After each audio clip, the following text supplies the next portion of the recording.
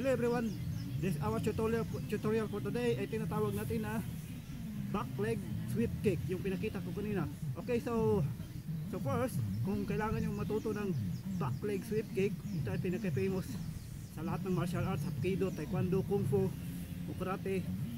Okay, you need to stretch your leg, then ganyan na po, fighting stance, and hawak dito sa lupa, and ayan. So kailangan yung i-twist ang dito nyo. Yan, nakakinto po ako.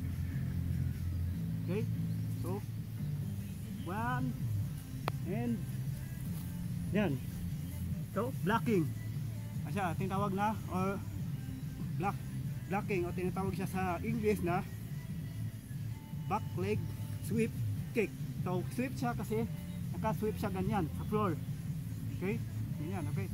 So famous siya kasi pag sa halimbawa pag sipa ng kalaban, pag back leg sweep kick mo, dito siya tamaan, tapos matutumba siya. Tapos pag ganyan naman, back leg sweep kick mo ay matutumba rin siya pag dito siya tinamaan. Okay? Kaya siya famous, yung nakikita niyo sa mga pelikula. Oh.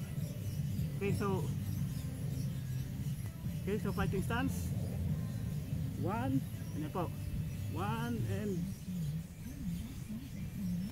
ikot. Ganyan po na. 1 and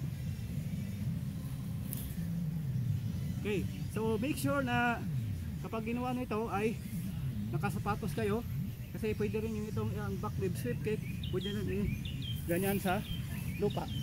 Ganyan.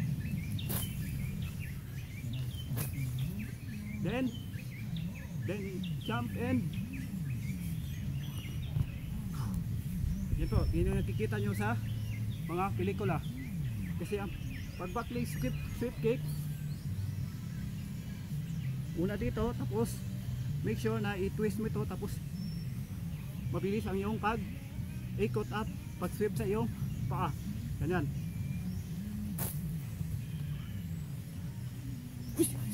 Timing. Yan po, timing na po. Pag suntok, ganyan, sa kayabay or sipa, so back leg sweep kick agad. Yan. So kung gusto niyo pa matuto ng mga iba't ibang klase ng aking martial arts technique ay mag-subscribe lang sa aking YouTube channel, sa aking full video tutorial ng aking YouTube channel.